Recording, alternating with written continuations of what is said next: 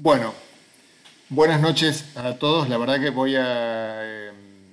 es la primera vez que tenemos esta iniciativa y sobre todo la primera vez que usamos esta tecnología.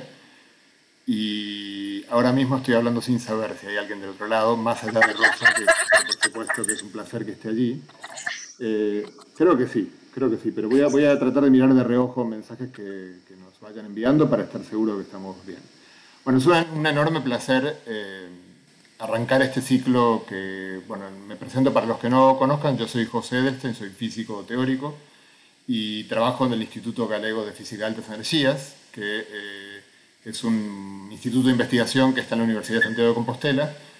Y tenemos desde hace un poco más de un año un emprendimiento, un spin-off que se llama Art Lab, que son intentos de buscar puentes de conexión entre arte y ciencia, convencidos de que los hay y muchos, bueno, muchos o efímeros o los que sean, pero que vale la pena ser transitados. Entonces, aprovechando las circunstancias de la crisis que nos obliga a estar en casa, se nos ocurrió la posibilidad de hacer conversaciones, un ciclo mensual de conversaciones. No quiere decir que esperemos que la pandemia dure años, luego lo haremos aunque todos podamos salir a la calle, pero bueno, lo arrancamos de esta manera. Y lo arrancamos con una invitada absolutamente de lujo, ¿no? Como es Rosa Montero. Es un enorme placer para mí estar contigo. Muchas gracias, José. Muchísimas gracias. Bueno, no solo, déjame presentarte el ICFAE, que no nos has venido a visitar todavía. Somos relativamente recientes. En realidad el instituto tiene ya unos años, pero su actividad se viralizó en los últimos 2 o 3 años, a raíz de que somos un instituto María de Maeztu. Entonces, bueno, eso nos dio un extra de financiamiento y de impulso que hace que ahora mismo estemos en una especie de explosión de actividades. Somos un instituto de física de altas energías, lo que quiere decir es un término un poco raro para la gente, porque cree que altas energías tiene que ver con la tensión eléctrica o algo así, pero no, se refiere a mucho más altas energías en el universo, lo que quiere decir básicamente lo muy pequeño, fundamentalmente, o sea, física de partículas, física nuclear, física, lo que se llama astropartículas, o sea, física de partículas pero que vienen del cosmos, que no producimos en aceleradores aquí en la Tierra, y lo grande, o sea, el universo, la cosmología, su historia. Tenemos físicos teóricos y experimentales, y en esto último, en lo del universo en grande, una de las cosas que hemos podido hacer gracias a este financiamiento extra es entrar en LIGO, en el experimento que detectó ondas gravitacionales hace 4 años y que bueno, ya ha dado lugar a un premio Nobel, y que yo creo que es difícil discutir que la física de los próximos 50 años como mínimo va a estar allí, ¿no? Porque es una nueva forma de ver el universo en la cual todo lo que tenemos por delante son novedades. Bueno, sí, es fascinante. Me encanta. Me encanta, sí. Te cuento que hasta ahora hemos hecho un par de actividades con Art Lab. Hemos hecho una el año pasado, vino una artista argentina que reside en México, plástica, que hace muchos años que trabaja en colaboración conmigo. O sea, en realidad es un poco caradura de mi parte decirlo así, porque yo simplemente hablo y le cuento ideas y ella las plasma en obras maravillosas. Hizo una exposición que se llamó Cosmologías. Hicimos también una tertulia de arte y ciencia con varios artistas plásticos, científicos devenidos artistas plásticos y científicos devenidos escritores. Estaba ahí Agustín Fernández Mayo, a quien supongo que conoce, que estudió en la Universidad de Santiago. Y bueno, y ahora es un escritor. Sí. Tú eres argentino, ¿no? Bueno, conocerás a Guillermo Martínez, Sí, lo conozco no personalmente, lo conozco, o sea, lo he leído y claro, para yo como también científico que va coqueteando con las letras, evidentemente él es una figura muy de referencia, aunque no es el único, ¿no? Alberto Rojo sí que es amigo. Sí. Ha pasado de la física y está haciendo literatura, está haciendo cuentos, relatos y tal. Bueno, y libros. Y pinta, y es músico. Música. Es músico, sí. Sí, Alberto o sea, yo supe, de hecho, bueno, ya vamos directamente a la presentación tuya. O sea, si bien en tu caso particular arrancamos con una persona que yo creo que sí tiene... yo he visto un montón de indicios de tu interés por la ciencia, entonces en particular eres una escritora con un interés por la ciencia, pero quiero aclarar para algún espectador distraído que no necesariamente tiene por qué ser así. O sea, me hubiera hubiera sido igualmente interesante hablar contigo, aunque nunca te hubiera interesado la ciencia, porque la idea del científico también soy yo aquí, entonces la idea es que charlemos y que, bueno, que fluya entre un artista y un científico la conversación. Pero bueno, en tu caso particular, yo sabía de tu amistad con Alberto Rojo, que fue profe mío y es amigo mío. También sé que tienes amistades aquí en Galicia entre divulgadores de la ciencia, Giorgio Mariño, por lo menos alguna vez los he visto juntos en algún evento. Entonces, y además, bueno, sobre todo, para todo el mundo, a nadie se le escapa que has escrito un libro sobre uno de los íconos de la historia de la ciencia de todos los tiempos, pero por múltiples razones, que es Marie Curie. Bueno, creo que es un buen tema para arrancar. Que me cuentes un poquitito cómo fue tu experiencia concretamente con el tema de Marie Curie, por qué te sentiste atraída por su historia y arrancamos. Pues sí, bueno, la verdad es que fue un poco una carambola todo. Tú no escoges los libros que haces, los libros te escogen a ti en realidad, ¿sabes? Yo estaba escribiendo otra novela, una novela que tenía de título de trabajo La Selva, porque sucedía en la selva, y llevaba ya 1 año y pico desarrollándola y me había puesto ya en la fase del ordenador, había hecho 3 capítulos y encima además incluso el primero me parece muy bueno y tal, me sigue pareciendo muy bueno, pero se me murió. Bueno, se me congeló, se quedó ahí parada, no podía seguir y yo estaba con un ataque de angustia horrible pensando que me iba a quedar bloqueada, que ya estuve bloqueada tiempo ahora. Entonces, en ese momento yo no dije nada a nadie sobre el hecho de que me había bloqueado, porque de lo que no hablas parece que no existe, ¿no? Claro. Y casualmente, pues me llegó una carta de mi editora Elena Ramírez, de Seix Barral. Me mandaba el diario de duelo de Marie Curie a la muerte de su esposo. Su esposo, como bien sabes, Pierre Curie salió un día de 1906 a la calle y cayó debajo de las ruedas, y los caballos de un coche, de un carro, y murió inmediatamente, le reventó la rueda de la cabeza, ¿no? Y entonces, en el año siguiente, a la muerte de Pierre Curie, Marie Curie había escrito un diario de duelo diminuto, son 24 páginas o 25, de un desgarro, es un verdadero aullido de dolor, es una cosa increíble, ¿no? Muy, muy conmovedora. Ella escribía muy bien, de hecho de joven coqueteó con la idea de dedicarse a ser escritora y escribía muy bien, tiene unos textos autobiográficos y tal estupendos, es muy buena escribiendo. Y en ese diario no es que se cultive, ¿no?, escribiendo, sino que le sale como un chorro, es un aullido, como te digo, de dolor. Yo me quedé noqueada con esas páginas, porque yo sabía un montón de Marie Curie, creí que sabía un montón de Marie Curie, pero sabía del personaje oficial. Y el personaje oficial era una especie de Juana de Arco de la ciencia, con una armadura que era su propia contención.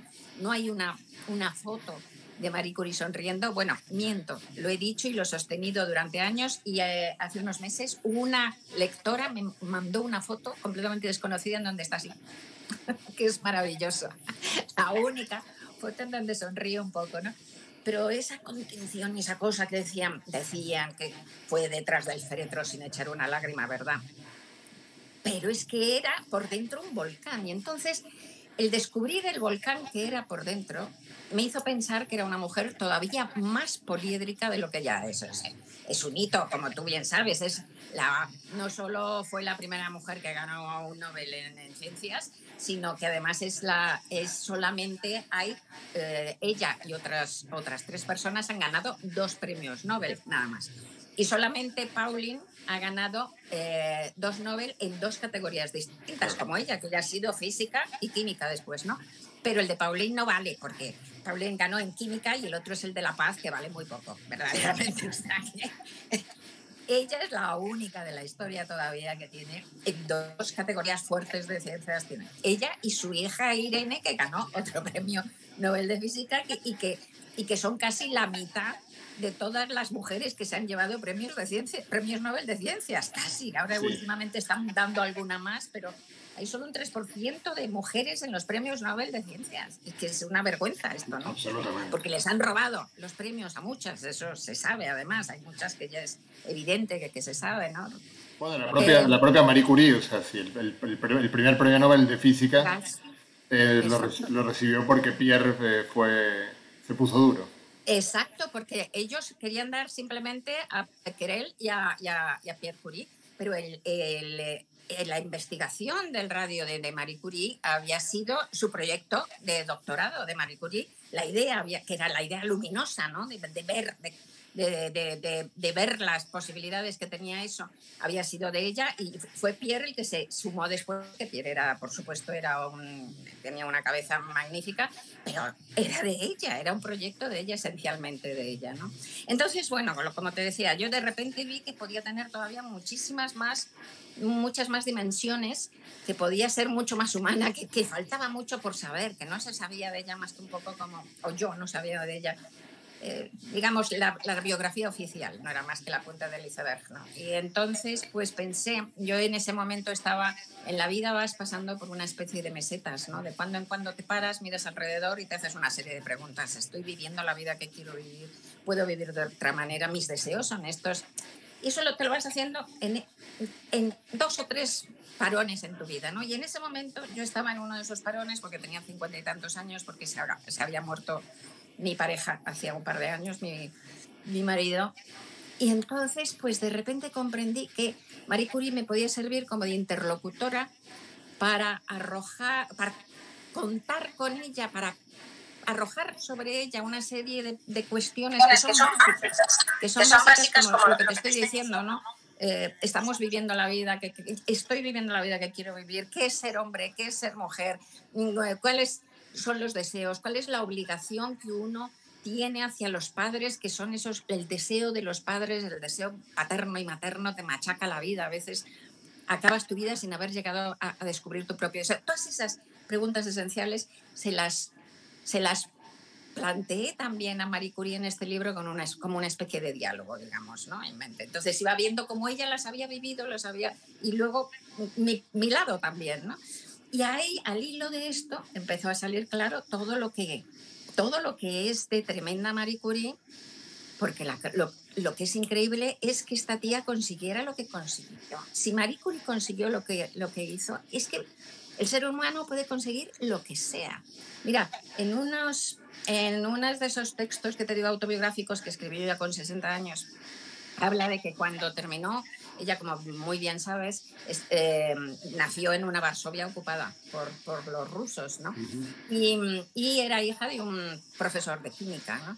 Entonces estaba estudiando, y solo las mujeres podían estudiar en Polonia hasta los 14 años. Y dicen, cuando terminé de estudiar a los 14, pues yo, claro, ya no había manera de que siguiera estudiando. Eran pobres, además, era pobre y tal. Y dice, pues yo, de todas maneras, por las noches seguía leyendo libros y intentaba irme autoeducando, ¿no? Libros de ciencia y tal.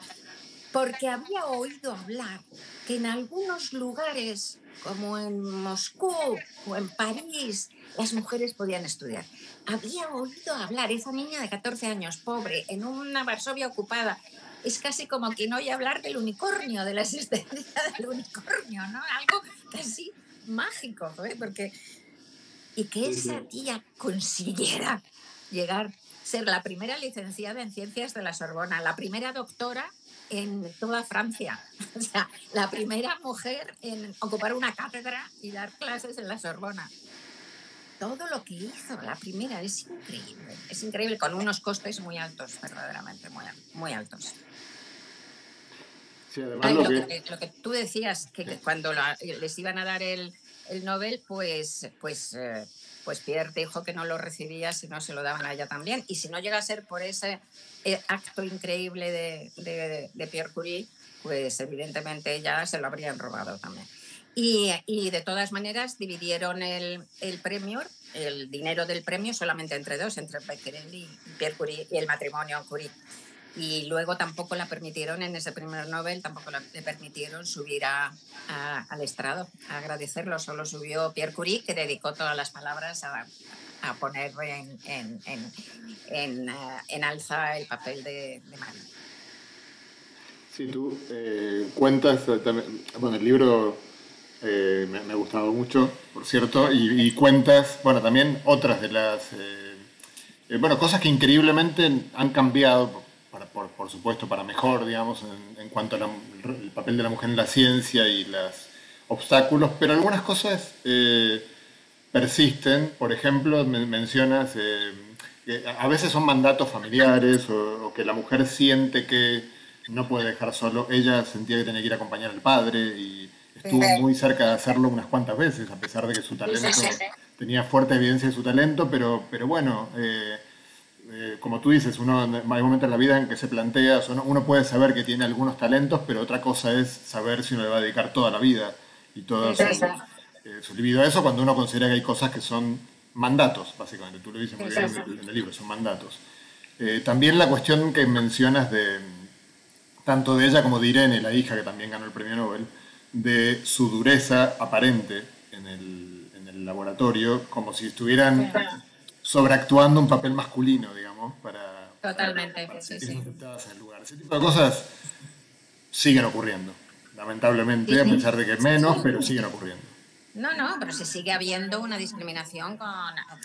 Tenemos el machismo, el sexismo es una ideología además en la que nos educan a todos, a hombres y a mujeres. Y está en el último rincón del cerebelo seguimos teniendo una visión sesgada y las mujeres también. A mí me encanta, seguro que conoces el experimento este de Jennifer y John, lo Sí, conoces, ¿verdad? sí, Bueno, claro. en la Universidad de Yale, que es una de las mejores de Estados Unidos, pues es de 2015, me parece que es el experimento 2015. Entonces, que tenían que dar un puesto de jefe de laboratorio de la Universidad de Yale a un doctorando, a alguien que estaba haciendo el doctorado en ciencias, ¿no? Entonces había dos postulantes, una chica que se llamaba Jennifer y otro chico que se llamaba John. Entonces tuvieron que presentar una memoria, una biografía, una memoria y tal y cual, y para que les dieran el puesto. Y como se hace habitualmente en Estados Unidos, mandaron ese currículo y esa memoria sobre el proyecto que querían hacer con el laboratorio, lo mandaron a calibrar por 124 catedráticos, es decir, senior, gente con posición de física, química y biología de las 6 universidades más importantes de Estados Unidos. Entonces, tenían que puntuarlos del 1 al 7 de una manera así complicada en cuanto a capacidad de gestión del laboratorio y tenían que aconsejar cuánto dinero deberían cobrar al año, ¿no? Entonces, el chico ganó, le dieron 4 puntos, de 1 al 7, y a ella le dieron 3.3, o sea, bastante más bajo, ¿no? Y dijeron que al chico le tenían que pagar $30.400 y a la chica $26.000 al año. Y bueno, el mayor problema, hasta aquí ya vemos una cierta desviación, que claro, pero el mayor problema consiste en saber que no existía Jennifer y que no existía John, Claro, sino que era el mismo currículum. mismo currículo, el mismo proyecto, todo igual. Y entre los, como era un ejercicio, como tú bien sabes, un experimento hecho para saber, para verificar este sesgo de sexismo, entre los doctores que tenían que analizar, pues había un montón de mujeres también. Y también valoraron más a John, las mujeres también. Entonces, sigue habiendo una discriminación y las mujeres no quieren tienen como mucho más miedo. Por ejemplo, María Blasco, que dirige el CINIO, ¿no? El Sí, Centro claro. de Investigaciones Oncológicas aquí en Madrid, importantísimo, pues me decía que ella está intentando que haya una paridad de mandos a medida que subes, pero que es difícil porque muchas mujeres no aceptan el puesto.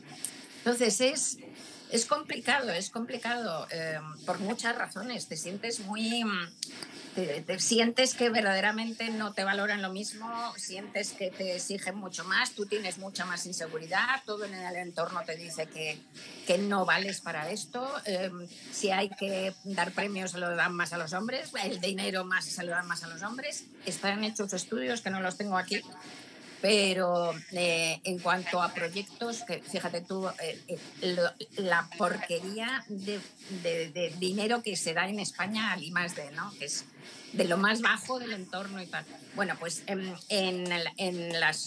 cuando se buscan para investigaciones también apoyo, pues apoyo exterior, apoyo yo qué sé, del BBVA, apoyo a los hombres les dan, es que no tengo aquí el dato, pero muchísimo más a los hombres, a los proyectos presentados por hombres que a los proyectos presentados por mujeres, ¿no? Y así es siempre, es terrorífico. Y ella, y Marie Curie, esto lo vivió en una situación ya extrema, pero extrema, porque es que no se les permitía directamente, es que no lo tenían permitido, pero ella y montones más, ¿no? Montones más de mujeres absolutamente grandiosas, como la matemática esta, la matemática alemana esta, la Emmy Noether. Sí, increíble, ¿no? Que a la pobrecita solamente pudo asistir a la universidad de oyente y 2 clases, luego ya empezó a dar clases en la universidad y no la pagaban, estuvo dando clases durante 15 años sin que la pagaran, o sea que gracias a que vivía con sus padres y la mantenían, sino de qué. Y aún así es una de las tías, una de las matemáticas más importantes del siglo XX, ¿no? Que ha creado las bases, ¿no? del álgebra abstracta, ¿no? Es importantísima. Pues nada, sí. A pesar de no poder hacer nada ni poder estudiar, pues son unas tías formidables, ¿no? Sí, Emmy Noether fue una gran matemática con resultados en álgebra, como dices, pero para los físicos o para... todavía yo creo que eso empalidece con... Ella escribió un teorema en 1918, se cumplieron hace poco 100 años, que fue un teorema que cuando uno estudia física y todavía lo aprende hoy en día, se sorprende la primera vez que lo ve, que existe un teorema que te explica por qué se conserva la energía. O sea, uno aprende en el colegio, todo el mundo le sonará que la energía se conserva, el momento hay ciertas cantidades físicas que se conservan, y que uno utilizaba en el colegio para resolver ejercicios. Pero cuando uno en algún momento se pregunta ¿y por qué se conserva la energía? Porque podría no conservarse. Bueno, es que resulta que hay un teorema matemático que explica por qué se conserva la energía, y además la razón por la cual se conserva la energía es de una profundidad conmovedora, y la descubrió Emmy Noether, que es básicamente, la voy a decir porque además se puede decir en 10 segundos, o sea, la energía se conserva por el mero hecho de que las leyes de la física son las mismas ahora que hace media hora y que dentro de una hora. O sea, el hecho de que no cambien en el tiempo las leyes de la física permite demostrar matemáticamente que la energía inexorablemente se conserva.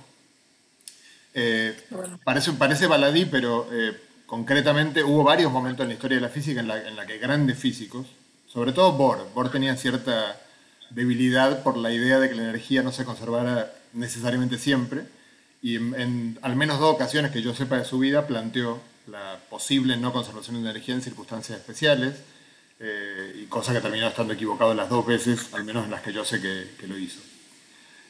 Qué fantástico. Este es el que se llama el teorema Noether, claro. El teorema de Noether, sí. Pues claro, no lo sabía, pero de este teorema dijo Leon Lederman, el premio Nobel de Física, dijo que era comparable al teorema de Pitágoras, dijo. No sabía, yo no sabía qué teorema era. No sabía el teorema, básicamente lo que dice, pues el teorema es más general que lo que te acabo de decir, lo que dice es que cada vez que tienes una simetría en física, o sea, una simetría simplemente quiere decir que hay algo que tú puedes hacer que no cambia el sistema. Por ejemplo, evidentemente con el correr del tiempo las cosas cambian. O sea, nosotros llevamos, no sé, unos minutos charlando y no somos los mismos que hace unos minutos. Y, sin embargo, las leyes no son las mismas. Entonces, por el mero hecho de que las leyes sean las mismas, se conserva la energía, se conserva el momento lineal, que es otra cantidad. Bueno, el momento angular. Hay varias cantidades en física que se conservan y además uno sabe que si mañana escribe otra teoría hoy desconocida, si tiene simetrías, va a tener cantidades conservadas. Entonces, ya lo predijo. Tiene la belleza de la eternidad de los teoremas, ¿no? Ya lo predijo en el 18 del siglo pasado, Emmy Noether, y valdrá para siempre. Muchas gracias por habérmelo explicado, qué bonito. Qué bien. Oye, tienes una frase muy bonita en el libro que además me permite que hablemos un poquito de lo que está pasando ahora. Dices, los momentos socialmente anómalos, porque dices que quizás la situación con los rusos que vivió ella, muy traumática, quizás le dio una ventana de oportunidad para que pudiera hacer cosas que quizás en la normalidad no hubiera podido hacer. Y lo dices así, dices, los momentos socialmente anómalos dejan fisuras en el entramado convencional por donde se escapan los espíritus más libres. Y luego mencionas que entonces ella, que era una persona de ideas progresistas, su unión a la resistencia polaca, o sea, el vínculo que tenía la resistencia contra el enemigo externo, permitió que estuviera en pie de igualdad con hombres y mujeres, digamos, o sea, que se acostumbrara un poco a esa idea porque está bien la Exacto. lucha nacional, digamos, superior. Exacto, porque digamos que las reglas de la sociedad del 19, que eran terroríficas, de la sociedad burguesa del 19 eran unas reglas, pocas veces en la historia de la humanidad la mujer ha estado tan mal como en la época del 19 completamente, eso no había quien se lo saltara, ahí aparecieron las anoréxicas freudianas, ¿no? Asfixiadas, bueno, pero en la Varsovia de Marie Curie, efectivamente, como toda la sociedad estaba en contra del opresor, pasaban cosas como, por ejemplo, como no les dejaban estudiar a los niños en polaco, entonces había clases nocturnas clandestinas para los niños en polaco. Y ahí daban las mujeres también las clases, que si no en otra situación hubiera sido impensable que les hubieran permitido Claro. también, ¿no? Entonces, cosas como esta hacía que efectivamente estuvieran más en la... Bueno, pero pasa siempre, ¿no? En la Segunda Guerra Mundial, pues pusieron a las mujeres en las fábricas. Hubo en el famoso el caso, ¿no? De las mujeres trabajando en las fábricas y siendo independientes y mujeres fuertes, y cuando volvieron los soldados las echaron de las fábricas para meter a los hombres, ¿no? Pero ellas ya habían estado en las fábricas, eso supuso un cambio, ya no se Claro. volvieron tan tranquilas, ¿no? Esa es la cuestión. Y en la crisis de hoy, o sea, hoy sin duda estamos en un momento socialmente anómalo, global Sí, además. muy tremendo, ¿Qué muy fisuras anómalo, ves? muy doloroso, muy crítico. Yo quiero creer, José, que vamos a aprender algo, no lo sé.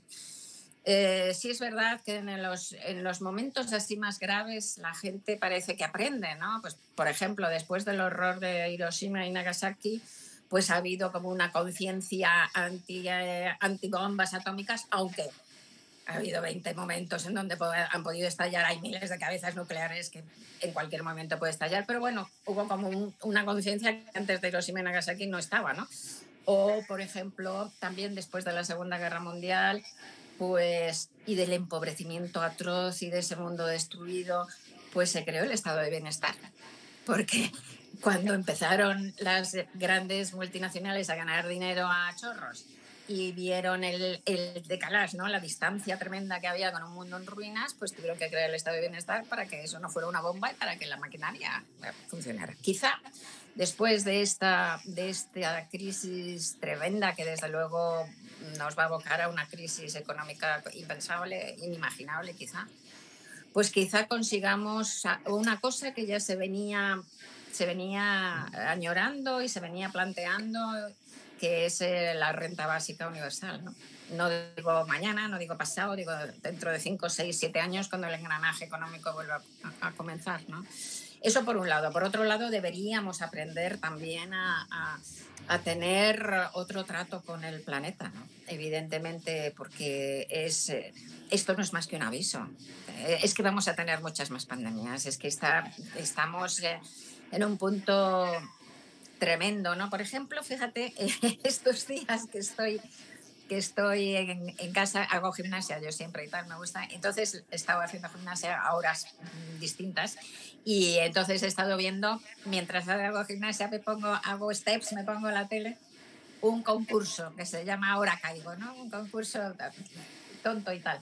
Oye, tiene como, no sé si son 10, sí, son 10 concursantes cada vez, cada programa 10 concursantes. Y les preguntan a todos, ¿qué harías tú si ganaras con el dinero? Todos dicen que quieren hacer un viaje. Todos dicen que quieren hacer un viaje.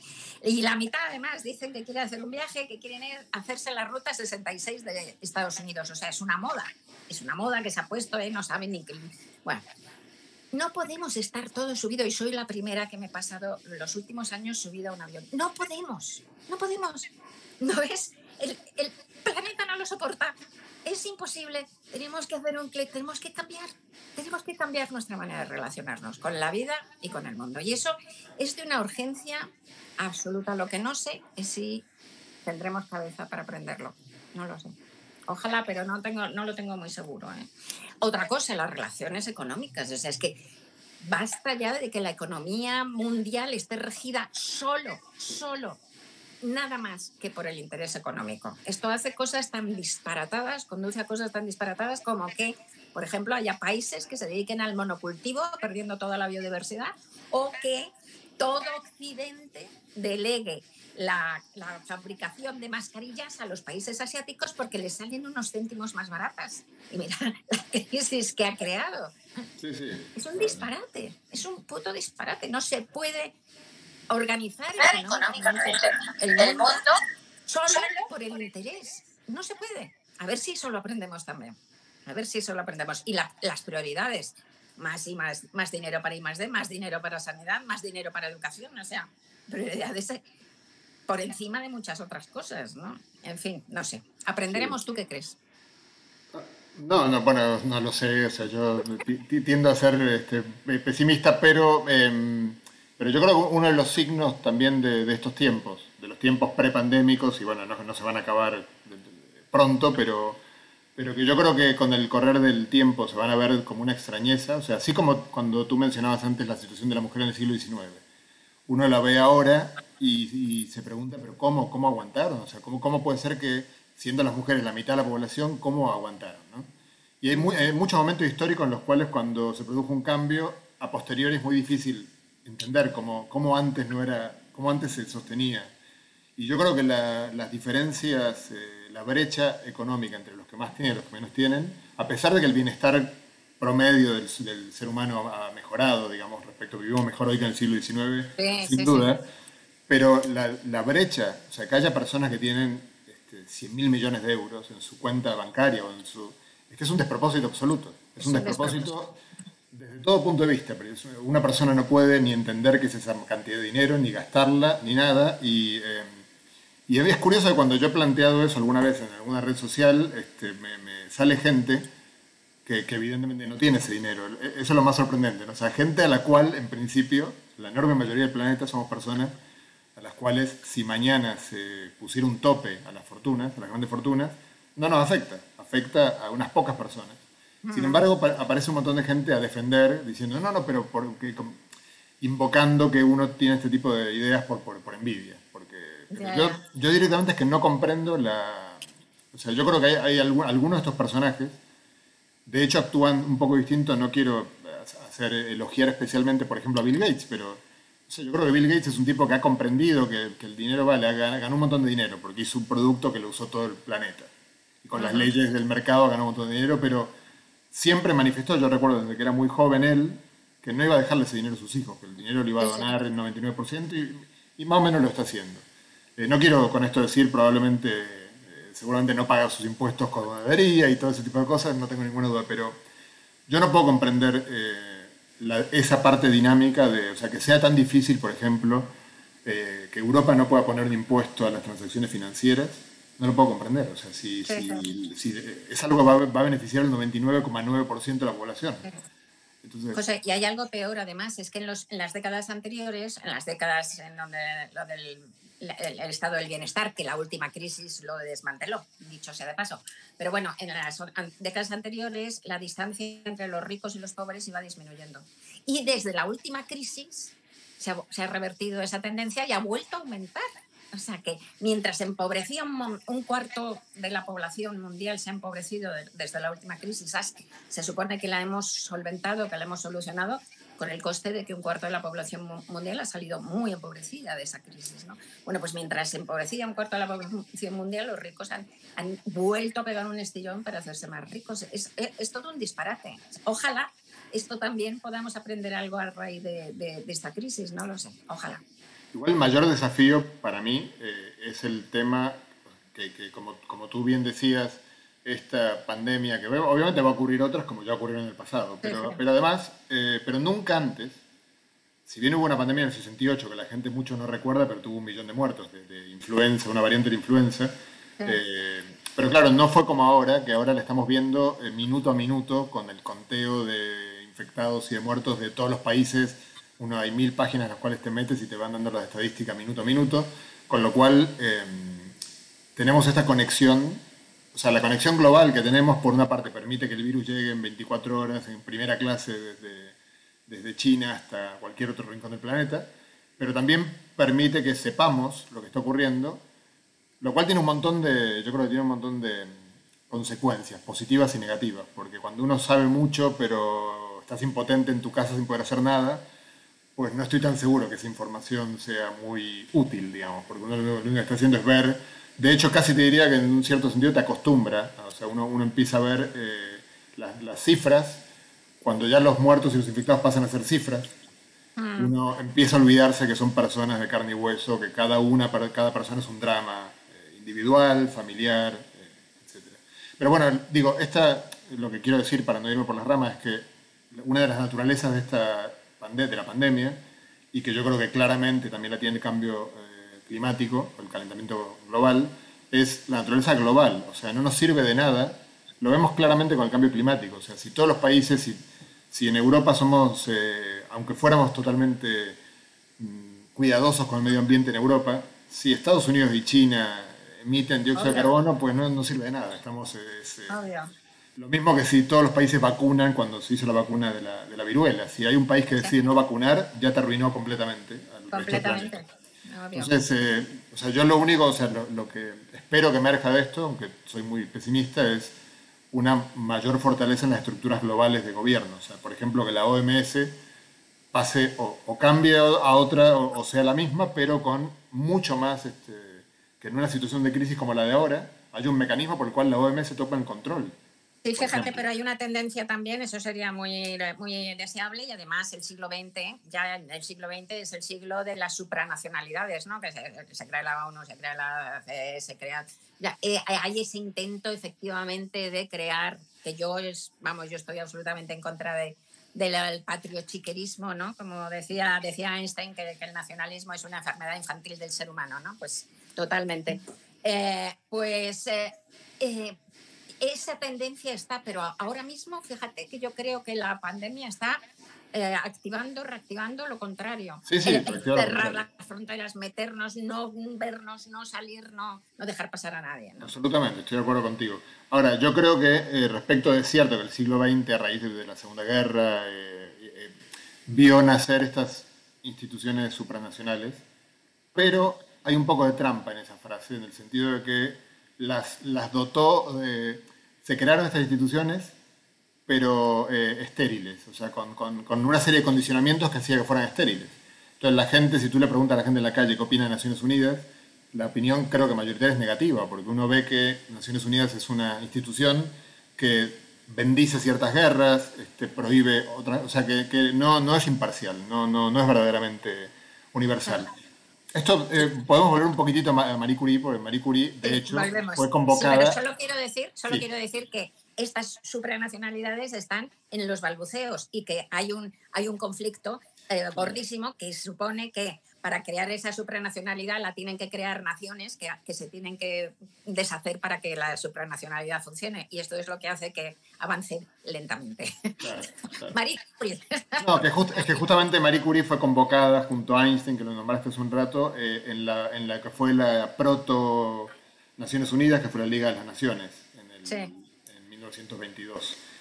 O sea que ella también jugó un papel. Es muy bonito ver cuando, para un científico, para mí por lo menos, es un reaseguro ver cuando uno estudia las biografías de la mayoría de los científicos y las científicas, ver que no hay mayores decepciones en el plano ideológico. Hay excepciones, por supuesto, pero normalmente hay gente que está en el lado correcto de la historia. Y esta gente, además, en aquella época, yo creo, aquí me puedes informar tú más, pero yo creo que en aquella época la idea del científico como generoso aportador a la humanidad estaba mucho más clara que ahora, es decir, ellos no patentaron no sé qué, te regalaron, ¿no? El radio, Marie Curie, Pierre Curie, pero era una cosa que al parecer era bastante habitual. La gente entonces descubría las cosas importantísimas y las regalaba a la humanidad. Consideraba que era de uso. Hoy no pasa así, o muchísimo menos. Vamos, hoy que cuando pasa algo así es casi como pasa, pero salen los periódicos, vamos, o sea, ¿no? Bueno, debería salir en los periódicos. Por ejemplo, o sea, Internet. Internet es algo que los físicos del CERN podrían haber patentado. Y te Sí, imaginas cómo se habrían forrado. O sea, se podrían hacer sí, sí, aceleradores que sí. le den varias Cierto. vueltas a la Tierra con el dinero. Y sin embargo, no lo patentaron. Tampoco patentó, creo que fue Sabin, la vacuna contra la polio. O sea, yo creo que a veces esto es un llamado a los colegas que estén viendo, que uno se deja llevar por la dinámica del mercado, entonces uno es un investigadora que está haciendo algo que puede dar dinero y no se para 5 minutos frente al espejo a decir, vale, puede dar dinero, pero también puedo rehusarme a cobrarlo, ¿no? Por ejemplo, ahora cuando haya una vacuna para ya lo veremos, ¿no? ¿Qué va a pasar? ¿Qué va a pasar? A ver qué va a pasar, pero es un gran momento para que quien logre la mejor vacuna tenga un acto de generosidad. Pues sí, ojalá. Y no cobre. O sea, no cobre, por supuesto habrá que recuperar el dinero invertido en la investigación, pero digamos que no aprovecharse de la situación, de la necesidad. Sí, ojalá. Esto está por ver, vamos a ver qué pasa. Sí. Bueno, y volviendo a Marie Curie, cuando ganó el segundo premio Nobel, que fue muy poquito después, además de que ganó dos, lo ganó con muy pocos años de diferencia. 1911, sí. Efectivamente, pero ese año fue un año complicado para ella por múltiples motivos. Tremendo, ¿no? Sí. Sí, no, la pobre Marie Curie es que se murió Pierre Curie en el 1906, ¿no? Y 4 años más tarde, pues bueno, ella estuvo destrozada, se había quedado con un pañuelo con los sesos de su marido, o sea, estaba verdaderamente, insisto, que si se lee ese diario se nota el destrozo que tiene emocional, brutal, y psíquico, ¿no? Y 4 años más tarde, pues la tía se pone otra vez en pie y se enamora, se enamora de Paul Langevin. Paul Langevin, que había sido pues, compañero de Pierre Curie, más joven, tenía 37 años en 1911 y Marie Curie tenía 41 y se conocían, claro, le conocía de antes. Era un tío muy guapo, en plan así como brigadier, con bigotes retorcidos y tal. Y se enamora de él y era un grandísimo, no ganó el premio Nobel, pero un grandísimo matemático, un grandísimo científico, absolutamente, muy... Y lo que pasa es que era, pues emocionalmente era un poquito así, un poquito, yo qué sé, tenía una familia, una mujer con una relación tóxica que parece ser que bueno, rompían y se juntaban y rompían y se juntaban y se pegaban los dos, parece ser, los dos. O sea, ella era una mujer muy violenta, parece ser. Y entonces, pues Marie Curie perdió la cabeza completamente, se enamoró. Hay unas cartas de ella que son lo mismo, de una pasión. O sea, que ¿quién dice? Decía Einstein que era fría como un besugo. No la conocía para nada, claro. No, se mostraba así, claro. Porque era un volcán, ¿no? Entonces, las cartas a Paul Langevin son increíbles y tal. Y la mujer, pues Paul Langevin, que era un poco tonto en lo personal, pues las dejó y se las cogió la mujer y entonces las publicaron en los periódicos. Y fue un linchamiento público brutal. Entonces, cuando había ganado el primer premio Nobel, pues todo el mundo, todos los periódicos franceses decían que ella era francesa, la gloria de la ciencia francesa, y en este momento empezaron a llamarla esa extranjera, esa judía, que no era judía además, pero con el antisemitismo típico, ¿no?, francés, de la sociedad francesa de la época. Esa mala mujer, ¿no?, que lo que hace es, lo que ha hecho ha sido engañar a esa pobre esposa, a esos pobres niños, a ese pobre marido, a Paul Langevin. O sea, decían que era una víctima suya. Bueno, el director de la Sorbona quería echarla de Francia. La gente, las turbas se pusieron alrededor de su casa tirándole piedras. Tuvo que salir escapada con las niñas pequeñas a buscar refugio en casas de amigos porque tenía por su integridad. Y en medio de todo ese lío le habían dado el premio Nobel. Entonces, cuando estalló el lío, le mandaron una carta diciendo que mejor no fuera a recogerlo. Y ella contestó, perdona, porque hay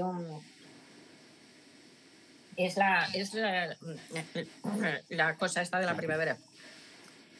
Ella contestó con una carta absolutamente maravillosa, porque hacía falta narices, ¿verdad?, para enfrentarse a los del Nobel que les decían que no fueran, que con ese escándalo que había montado y tal. Entonces ella mandó esta carta. Entre otras cosas decía: la acción que usted me recomienda me parece que sería un grave error por mi parte. En realidad, el premio ha sido concedido por el descubrimiento del radio y el polonio. Creo que no hay ninguna conexión entre mi trabajo científico y los hechos de la vida privada. No puedo aceptar por principios la idea de que la apreciación del valor del trabajo científico puede estar influida por el libelo y la calumnia acerca de mi vida privada. Estoy convencida de que mucha gente comparte esta misma opinión. Me entristece profundamente que no se cuente usted entre ellos. Y con 2 narices se fue, subió al escenario, esta vez sí, soltó un discurso maravilloso, hablando de Pierre, pero además diciendo cómo también asumiendo su autoría de todos los descubrimientos. Y cuando terminó todo este horror, ¿verdad? Pues se puso enfermísima y casi se muere. Hay una biografía preciosa que seguramente tú has leído, la que le hizo su hija Eve, hizo una biografía de ella, y en esa biografía deja ver que estuvo a punto de suicidarse en esta época. Se puso malísima además, la tuvieron que internar en un hospital y desapareció un año.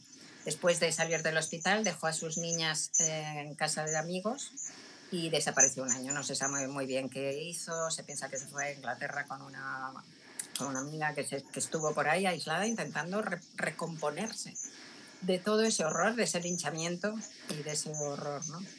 Y luego volvió al laboratorio y volvió a ponerse en pie. Era de una fortaleza increíble. Y llegó la Segunda Guerra Mundial después, la primera, y creó los Petit Curie, que eran llamados así, que se le ocurrió que verdaderamente los rayos X podían tener una importancia capital en minimizar los destrozos y las muertes, los destrozos quirúrgicos y las muertes en el campo de batalla. Pues con la metralla a los chavales jóvenes les cortaban por donde fuera, por la ingle, la pierna, pero si tú veías dónde estaba la metralla y podías operar y quitarla con rayos X, pues salvaban muchas vidas y tal. Y entonces incluso ella misma se pasó la guerra conduciendo las camionetas estas a las que había puesto los aparatos de radio y tal, y yendo por la línea de frente y tal. Una tía tremenda. Sí. Y eso que estaba hecha polvo, porque el radio, claro, es que esta era otra de las cosas. Dos cosas no sabían con lo incomprensible, que ni Pierre Curie ni ella, ni desde luego ella, porque Pierre Curie murió antes, pero ella se negara a aceptar la prueba evidente de que el radio mataba, ¿no? Y esto es increíble porque Pierre Curie y ella hicieron, y Rutherford y tal, hicieron experimentos con animales y vieron que el radio los mataba, pero las personas no. Seguían llevando Rutherford y Pierre Curie, llevaban aquí en el bolsillo del chaleco, llevaban una botellita con radio, porque les encantaba ver los colores que tenía luminosos, ¿no? Entonces, claro, ¿qué pasó? Que Pierre Curie se murió porque se cayó delante de un carro de caballos, pero si no se hubiera muerto de un cáncer de huesos. Sí, él estaba muy mal. Estaba muy mal. Claro. Y no sabían qué tenía, los médicos no sabían qué tenía, claro. Y tenía los efectos de una radioactividad feroz. Bueno, eso también se parece, tiene un punto de contacto con lo que estamos viviendo ahora, porque la radioactividad, igual que el coronavirus, son invisibles. Sí. En algunas ocasiones la radioactividad produce este fulgor que uno puede llegar a ver, pero pocas veces. Sí. Entonces, claro, la ilusión, por más que uno racionalmente sepa que corre peligro, sobre todo... Hay una sensación de impunidad, sí. Claro, uno dice, bueno, no puede ser que algo que no veo realmente pueda ser tan peligroso. Y de hecho uno lo ve en la reacción de la gente ahora, que sabiendo, o sea, hoy en día, con respecto al tema de la pandemia, estamos todos sobreinformados. O sea, tenemos minuto a minuto, sabemos los riesgos que uno corre y sin embargo parece inverosímil, ¿no? Porque ¿cómo puede ser algo que no se ve? Digamos, bueno, sobre todo hoy que también existen todas las teorías conspirativas, a las que Internet también contribuye mucho, la gente a veces piensa que esto se lo están inventando los gobiernos para mantenernos disciplinados en casa, ¿no? Ese tipo de qué barbaridad. Sí, hace falta ser memos. Sí. Oye, y bueno, justamente además el episodio de Marie Curie de 1911, bueno, ya sabes que yo he escrito sobre Einstein, así que también cuando el ángulo me lleva hacia él, también me produce, qué sé yo, una especial conexión con lo que yo he investigado. Y Einstein se mostró, tuvo una ocasión, se le presentó una situación en la cual se vio un Einstein que no era muy habitual de ver, que en el sentido de que yo creo que Einstein era muy opaco a su mundo emocional. Sin embargo, a pesar de que la veía Marie Curie como alguien también de hielo, y seguramente entre ellos debían ser muy correctos en todo momento en las relaciones, Sin embargo, se volcó con ella, o sea, le escribió unas cartas tremendas en las que le dijo que de ninguna manera, o sea, la impulsó a ir a Estocolmo a recibir el premio Nobel y que no escuchara, o sea, la que apoyó quisiera... muchísimo. La La apoyó apoyó muchísimo. muchísimo y además la admiraba mucho. ¿Eh? No sé si lo voy a encontrar aquí, porque yo tengo un montón de papeles aquí que he cogido y no sé si lo voy a encontrar, pero hay una frase que dijo ella, sí, aquí está. Que dijo al principio, bueno, esto a Einstein se lo dijo, tú lo habrás leído, porque claro, Einstein se lo mandó cuando estaba de novios con su segunda esposa, entonces pues supongo que también lo hacía para hacerle gracia, ¿no? O sea que sería como más malo esto. En 1913, esto es después de lo de Langevin, que la había puesto y la había apoyado y además yo creo que la apreciaba mucho, ¿no? O sea, pero bueno. Y entonces escribió a su futura esposa, escribió esto: Madame Curie es muy inteligente, pero es tan fría como un pez, lo cual quiere decir que carece de todos los sentimientos de alegría o pena. Casi la única forma que tiene para expresar sus sentimientos es despotricando sobre las cosas que no le gustan. Y tiene una hija, Irene, que es incluso peor, parece un granadero. Esta hija está también muy dotada. Bueno, Irene, yo como Irene es más joven, hay un par de historias cercanas a mí que le involucran a Irene. Bueno, una es de un gran escritor, de Ernesto Sábato. Sábato, que se doctoró en física, hizo un postdoc muy breve en el cual se fue a París justo en el 38 a trabajar con los Joliot-Curie, con Irene Joliot-Curie y Frédéric Joliot, y terminó teniendo toda esta crisis que él luego escribió en Abaddon, El Exterminador, en la cual, bueno, entrevió lo que luego fueron las bombas atómicas y entonces decidió dejarlo. Pero el relato que hace él de Irene era particularmente duro. De hecho, yo he leído sobre los dos y aparentemente Irene era dura, o sea, Frédéric Joliot era mucho más conversador y probablemente por eso, sobreactuando un papel. Y de hecho, una historia muy bonita que algún día te voy a contar mejor que ahora que estamos al vivo, pero hay una física que se murió hace unos pocos años muy famosa, Cécile de Witt-Moret, que es francesa, y ella estaba en el 44 cuando Francia se produjo la liberación de Francia, ella era muy joven, y estaba con un grupo de mujeres como si fueran Girl Scouts, algo así, un grupo de mujeres solidarias que estaban en el Hotel Lutecia, donde llegaban todos los... De Gaulle puso ahí como la base, a la cual llegaban todos los que volvían de los campos, y entonces, claro, volvían en condiciones muy tremendas, y entonces ahí se juntaban gente que ayudaba, como en el caso de Cecil, con gente que estaba viendo si volvían sus familiares, ¿no? Porque no se sabía ningún tipo de información. Y entonces, estando allí, Cecil contrajo, ahora no recuerdo bien, pero alguna enfermedad infecciosa por la cual no pudiera trabajar. Me sale escarlatina, pero puede que me equivoque. Alguna enfermedad infecciosa por la cual no pudiera trabajar. Entonces, igual como sabía que Irene era severa, fue antes de tiempo, pero fue al laboratorio. Entonces Irene estaba esperando allí y Cecil le dijo: mire, no puede venir a trabajar porque tenía, o sea, lo que hoy en día tendrías un certificado médico que nadie te puede decir nada. Irene le dijo, le respondió, no recuerdo la frase exacta, pero como diciendo, aquí se viene a trabajar en cualquier condición. O sea, esto es ciencia, acá no existe que uno tenga nada que justifique el no venir. Sí. Era tremenda. Bueno, ella precisamente vivió menos todavía que su madre, que se murió con 59 años, 6 menos me parece que Marie Curie, y parece ser que fue también por una leucemia y tal, por efectos de los Petit Curie, porque parece ser que es que se volcó, me la imagino, ahora que me lo estabas diciendo, me la imagino en las trincheras enlodadas con la gripe española, por cierto, dicho sea de paso, y yendo de acá para allá con los Petit Curie y volcándose de tal manera que se quedó radiactiva, que se murió con 59 años. Y la única, fíjate tú, qué fuertes debían ser estas polacas para aguantar toda esa radiación y morirse con 66 y 59, que la otra hija, Eva, que se pintaba, se maquillaba y que le gustaba la vida normal, no esa cosa como de monjas de la ciencia, ¿verdad? Pues, y que no se acercó jamás a un laboratorio y jamás al radio, vivió 100 años. O sea que imagínate lo fuertes que eran y por eso llegaron hasta los 50 y 60, porque si no... La nieta, no sé si sabes que la nieta también es física nuclear. Sí, lo sé. Además, los he visto en Madrid, sí. O sea, tiene que, 93 años bueno, y está casada con se el... casó con un hijo de Paul Langevin. Sí, con sí. un nieto, Con sí, un nieto de con Langeval. un nieto de Paul Increíble. Langerin, sí, sí. Increíble. Esto Es sí que... alucinante eso. Sí. Oye, ¿qué te despierta a ti la idea esta de ciencia y arte? O sea, Pues mira, yo es ¿qué que vasos creo comunicantes ves? que todos, es que lo que no entiendo es que no se vea que es un continuo. Lo que no entiendo es que no se vea. Yo, claro, como toda la gente, creo que ahora sigue siendo igual, pero desde luego en mi época, a los 14 años, tenías que escoger entre ciencias y letras. Y a partir de ahí no volvías a tener más contacto. Entonces yo escribía ficción, escribía desde que tenía 5 años, escribía cuentos, así que escogí letras. Pero me encantaba la ciencia y lo considero una mutilación, es que nos mutilan y sobre todo nos meten en una especie de cajones mentales que son contrarios a lo que es la vida y a lo que es la realidad, ¿no? Y en este país más todavía, porque este país tiene montones de científicos buenísimos y además que han sido buenísimos contra todo, es decir, sin apoyos, sin dinero, y buenísimos. Pero la sociedad es muy acientífica, tenemos una tradición muy acientífica y no es porque seamos imbéciles, más imbéciles los españoles.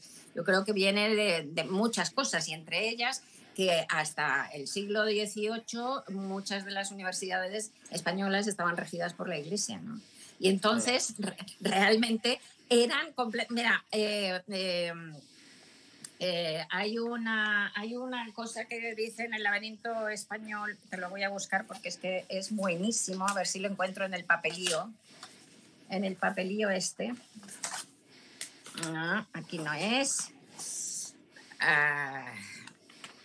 Sí, por aquí, sí. Gerald Brennan, ¿no? El hispanista Gerald Brennan, en el libro famosísimo que es El laberinto español, que lo publicó en los años 40, 46, 47, me parece, dice, por ejemplo, en 1773, la Universidad de Salamanca ignoraba aún a Descartes, Gassendi y Newton.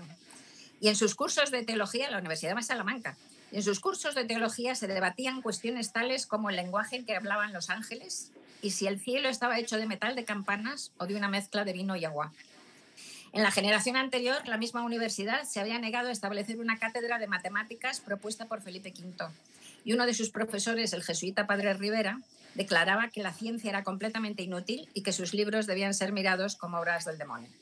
O sea que medio siglo después de que muriera Newton, mientras toda Europa despegaba científicamente, nosotros estábamos en la irracionalidad y en el fanatismo religioso, ¿no? Y entonces, de esos polvos, estos lodos. Si es que hasta Miguel de Unamuno, que ha sido uno de nuestros grandes pensadores, ¿no? de principios del siglo XX y tal, dijo una frase infamante que la repitió varias veces, y es eso, que inventen ellos, ¿no? Que inventen ellos despreciativamente los extranjeros, la ciencia para los extranjeros, que nosotros en lo que sobresalimos, era el resto de la frase, es en la mística. Entonces es muy duro. Yo estoy harta, José, de ir a actos públicos con escritores importantes, conocidos y tal, y entonces en la mesa redonda pues de repente sale un tema, yo que sé, de números, ¿no? Pongamos, y dice, bueno, estos son cosas de números que yo, por supuesto, ya de esto no entiendo nada.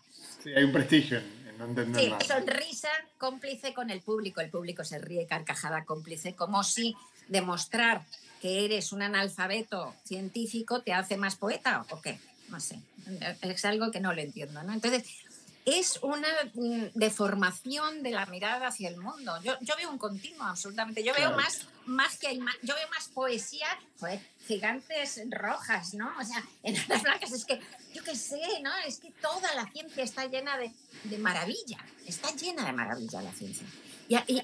Y de poesía. Y de creatividad. O sea, yo creo que para ser buen científico hay que ser un poco poeta y un poco artista. De verdad. Sí, yo lo creo. De hecho, bueno, obviamente lo que más conozco es es mi campo, pero en física te diría que es tremendamente habitual entre los físicos o que bien se toque un instrumento musical o que la gente escriba, o sea, o que pinte, que haya algún tipo de vocación artística, es muy habitual. Pero además, a lo largo de la historia, bueno, yo soy muy enemigo del tema cuando yo escucho, que es muy español esto de yo soy de letras, esta excusa de yo soy de letras. Eso. A mí me enferma mucho eso, porque como si yo, o sea, digamos, si yo mostrara el mismo nivel de ignorancia que mencionabas tú, no sé, de no saber lo que es un número, El otro día me preguntaban, me habían hecho una entrevista sobre el tema del 5G y el bulo que está dando vueltas por ahí de que el 5G y el coronavirus tienen algo que ver. Sí, Y entonces yo les contesté algo que se me ocurrió en el momento, pero lo repito ahora porque la verdad que creo que fue una buena ocurrencia. Le dije, mira, eso es como si alguien te dijera que Dante Alighieri le dijo a Bolívar que se uniera a la guerrilla del Che para derrocar a Franco. Entonces tú dirías, es una locura, pues nada tiene sentido, no vivieron en la misma época, no tiene nada que ver. Bueno, es exactamente así. Así me suena a mí cuando escucho eso. No tiene nada que ver, no hay ninguna posibilidad. Solo muy que como bueno. la gente tiene un muy bajo nivel de cultura científica, pues se trae cualquier Pero, cosa, porque incluso cosas que no pueden ser tan gravemente como como el ejemplo que acabo de mencionar. Y además, yo creo que las dos, bueno, arte y ciencia comparten, bueno, yo soy bastante, casi un cruzado de este cruce, valga el juego de palabras, porque, bueno, porque veo, o sea, ahora que escribo, también, uy, te hemos perdido, no, ahí estás, se había oscurecido tu cámara un segundito. Bueno, veo que es evidente que en ambas hay una cuestión estructural que está muy presente en las dos disciplinas. Digamos, la cuestión creativa, o sea, yo al menos percibo mi propia actividad como una actividad creativa, en la cual las teorías científicas, contra lo que quizás la gente tiene la falsa impresión de que en la naturaleza están las leyes y que el científico lo que hace, porque yo creo que, no sé, quizás Popper le ha hecho un poco de mal a la ciencia en ese sentido, o sea, que la gente cree que uno hace experimentos y entonces de forma, siguiendo un método como si fuera una receta de cocina, escribe leyes. sí, Y nada más lejos que eso. Yo creo que eso no ocurrió nunca en la historia de la ciencia, algo como eso. O sea, normalmente hay un salto creativo monumental. obvio, Cuando uno obvio. mira moverse a Mercurio, uno no ve el espacio-tiempo curvo, no hay manera de que uno lo vea. O sea, tienes que hacer un salto brutal. Está mucho más presente el espacio-tiempo curvo en el mosaico que tienes ahí atrás, que parece como un reticulado y Sí, como si fuera un plano euclídeo que podría curvarse, pero imaginarse que eso puede ser lo que causa la gravedad es un salto que no es la acumulación de datos ni ningún método, básicamente. Hay un salto creativo que es muy similar al que ocurre en todas las artes. De hecho, a mí me gusta mucho comentar el ejemplo que por supuesto que lo conoces, pero si no te va a dale, apasionar, dale, de por la favor. primera persona que yo sepa que tuvo un argumento muy bueno por el cual el universo tenía que tener un origen del tipo Big Bang, o sea, que tenía que haber sido muy pequeño y luego se expandió, décadas antes de que se conozca por la ciencia, fue Edgar Allan Poe. Pues Un no año lo antes de sabía. morir escribió un libro que se llama Eureka, un poema en prosa, en el cual escribió sus elucubraciones. Se ve que era un tipo aficionado a estas cosas que estaban muy en la frontera con lo místico, y evidentemente el libro de él básicamente es un delirio. Pero en ese delirio hay varias partes en las cuales habla sobre todo lo que intenta responder es por qué la noche es oscura. Es una paradoja en física de por qué la noche es oscura, cuando si uno razona y piensa que el universo es infinito y tiene infinitas estrellas, debería ser infinitamente luminoso. Entonces, y si el universo no fuera infinito, debería caerse todos hacia su centro, porque la Sí, sí, gravitación sí. es solamente atractiva. Entonces había una paradoja que la descubrió de hecho Halley en la época de Newton y que estuvo varios siglos sin responderse. Y el primero que le respondió, que dio una respuesta que es básicamente correcta a nivel científico como comprendemos hoy, fue Poe, sin tener ni siquiera en la época de Poe, ni siquiera sabía que había galaxias. Alucinante. Fue simplemente, y claro, a mí me ha intrigado mucho la cadena de razonamientos que ha llevado a Poe a concluir eso. Y lo que uno puede ver si uno lee lo que le escribe es que no son razonamientos los que haría un científico, no son razonamientos que siguen necesariamente una lógica, pero tienen una lógica interna en la cual yo diría que hay como una especie de hilo vertebrador, que es cierta noción de la belleza, de lo que está, de los razonamientos que son bellos y por lo tanto permitidos, porque, o sea, este camino va a ser un camino fructífero si voy por aquí, por así decirlo. Yo creo que un artista a ti te pasará, me imagino, cuando estás con una página en blanco y escribes algo y lo vuelves a leer, no sé, a la noche o al día siguiente, pues tú sabes si hay que tirar el folio a la basura o Sí, sí, hay claro. una percepción que luego te entra la inseguridad y ya no ves nada, pero hay un momento al que deberías agarrarte en que lo ves. Porque luego la inseguridad y el enemigo interior ese que te persigue, pues te hace caer en pozos de inseguridad y lo que habías visto dejas de verlo. Pero sí, hay un momento en donde sí, te arrebata. Son momentos en donde de repente sabes más de lo que de verdad sabes. Es la sabiduría del inconsciente, ¿no? Que maneja más datos de los que el inconsciente maneja, ¿no? ¿Cuánto? Ya bueno, estamos llegando medio al final y estoy tratando de leer las preguntas de YouTube. Había un montón. Una era, ya la tratamos sin que yo la mencionara, que era, bueno, hay alguien que preguntaba si, ¿qué te parece la idea de que no exista más bachillerato de arte y de humanidades y de ¿Qué me parece ciencia? la idea? Sí, de que no haya más bachillerato de humanidades y de ciencia, que no haya recorrido, sino que sea... Pues eso, por favor, claro, por Dios, no, sería maravilloso, seríamos mejores personas, creo. ¿Alguien recuerda aquí que Goethe escribió la teoría de los colores o que Lewis Carroll era Claro. matemático? Sí. Sí, hay muchos ejemplos de ese tipo en la historia. Muchísimos. A ver si hay alguna otra pregunta. Si hay alguna otra pregunta que... Y al final, volviendo a Marie Curie, el tema de que sus diarios todavía hoy no se pueden consultar porque siguen siendo radiactivos es... Siguen siendo radiactivos, es impresionante, sí. Y además mucho, o sea, como dura muchísimo, no sé cuándo se puede consultar si te pones las escafandras, o sea, ahí está. Imagínate la cantidad de radiación que recibieron estas personas. Es que me parece increíble. Bueno, desde luego Pierre Curie se deshizo, se estaba deshaciendo, pero que ella aguantara hasta los 66 años. Se llevó un gramo que tenía de radio, se lo llevó durante la guerra, durante la ocupación alemana, se lo llevaba en una caja de plomo, pero aún así yo creo que, no sé, dormía con él, quiero decir, no sé. Impresionante. Es bonito igual pensar que, o sea, la radiactividad, que tiene muy mala prensa, está en la base de la paleta de la variedad que hay en la naturaleza. O sea, claro. En el siguiente sentido, cuando uno, bueno, obviamente si lo que comprendemos del universo es correcto, con la creación del universo surgieron el hidrógeno, el helio y un poquitito de litio, de berilio y de boro, y nada más. Y, digamos, por ejemplo, el oxígeno, el carbono, el nitrógeno, o sea, elementos que son cruciales para que existamos nosotros y casi todo lo que conocemos a nuestro alrededor, no existían.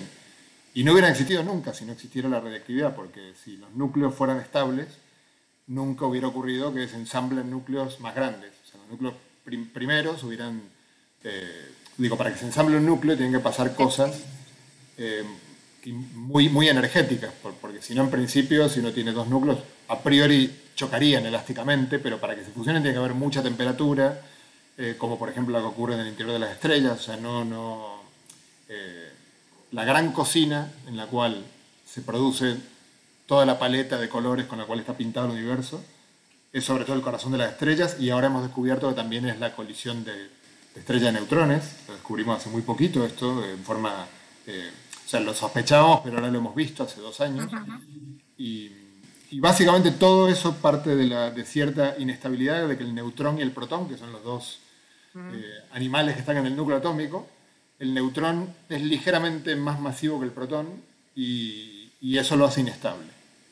Y ahí, en ese mecanismo, es el que es fascinante, porque por una parte, por supuesto, tiene efectos negativos, como el que uno puede ver en una bomba atómica o en la radiactividad, pero también es la base de la transmutación de elementos, que es crucial para que el universo sea como lo conocemos. Si no, el universo sería aburridísimo. No solo no estaríamos nosotros, sino que sí, no tendría Inerte. Sería básicamente sí, algo aburrido, inerte, es muy estable, digamos. Es bueno recordar que si la dinámica de las cosas, el deterioro de las cosas, que también que pase el tiempo, y a veces uno querría que no pase, pero ahí está la tragedia y la gloria de la vida, digamos. Si no, las cosas serían simplemente permanentes. Sí. La radiactividad como el calor de la vida, sí, como el cuerpo, que estamos vivos, y cuando estamos vivos el cuerpo tiene un calor, ¿no? Entonces la vida, el calor de la vida es la radiactividad, claro, sí, está muy bonito, está muy bien. El granito, todo, hay montones de radiactividad por todas partes, así que... No me lo cuente a mí, que en Galicia tenemos radón, hay mucho radón. Claro. Y aquí en la montaña madrileña también es una zona de radón altísima, de radón también, o sea que... Pero bueno. Claro. Pero es curioso que o sea, estaría bien que comprender que ahora sabemos. O sea, yo creo que es muy fácil que haya gente, por ejemplo, terminando con el tema del coronavirus, que se parece a la radiactividad por esta invisibilidad de un Sí. agente. Hay un agente que no sabemos si está, es polémico decir si está vivo o está muerto, pero que produce, bueno, nos produce un trastorno muy grande en nuestras vidas. En el sentido se parece a la radiactividad. Este, Sin embargo, digamos, el hecho de que todo, yo creo que puede haber gente que está como resentida con la ciencia, pues pareciera que como somos capaces de identificar que eso existe allí por culpa de la ciencia y como está la fantasía que si uno no nombra algo no existe, entonces de No, algún pero si te modo, mata, sí. Yo creo que no, fíjate, creo que es un momento en ese sentido bueno, porque la gente se está volviendo hacia los científicos y está amando a los científicos y se imaginan, tiene esta historia en la cabeza casi un poco como de película de Hollywood y tal, de un montón de gente en los laboratorios matándose por encontrar la vacuna, la cura, y todo eso está muy bien. Para esta sociedad tan científica, yo creo que nos está dando como una inyección corrigiendo, digamos, un poco eso, sí. Que no tienen que inventar ellos, tenemos que inventar nosotros todos y que nos salva la vida, ¿no? O sea, que no. Yo creo que es un momento bueno para, al contrario, para apreciar a los científicos, no para odiarlos, no, al sí, contrario. y otro aspecto que yo creo que fue muy bueno señalar ahora, porque todo el mundo quiere la vacuna ya, ¿no? Y claro, cuando uno hay que explicar que la vacuna ya, vale, sí, ojalá, pero es que aunque mañana un grupo la dé con ella, el mero hecho de que hay que probarla primero, etcétera, etcétera, involucra una demora. Pero lo que es cierto es que un grupo, si España no tuviera instituciones y científicos y científicas, digamos, preparados para hacerlo, si tuvieras una emergencia no puedes empezar a hacerlo en el momento de la emergencia. Entonces Claro, también claro. es un buen momento para comprender que la ciencia, para estar lista cuando aparecen estas emergencias, necesita una inversión continua, digamos, básicamente. Es lo que te Porque, decía, que nos tiene que enseñar más y más más sanidad, más educación, o sea que cuáles son las prioridades de una sociedad, ¿no? Yo creo que eso sí lo vamos a aprender en el corto tiempo, además. bueno, Rosa, yo creo que ya es momento de que te... No sé déjame ver si hay alguna pregunta última, si no, es momento ya de que te deje ir a cenar. Genial. Y acá preguntan algunas cosas, pero que luego podremos responder también en el chat de YouTube. El vídeo va a quedar en YouTube. Qué Y bien. bueno, y seguirá este ciclo dentro Me de ha un mes. encantado, la charla, me has contado cosas interesantísimas. Ha estado fenomenal, me ha encantado, de Muchas verdad. gracias. A mí Cuando también pase esto, tenemos que cenar o comer un día y me cuentas más. efectivamente, eso desde ya, eso desde ya. Te mando un Muy abrazo bien. muy fuerte y nada. Besos a todos. Sí, tengo que Chao, hablar. gracias. Chao, chao. Encantada. Hasta Chao, luego. chao.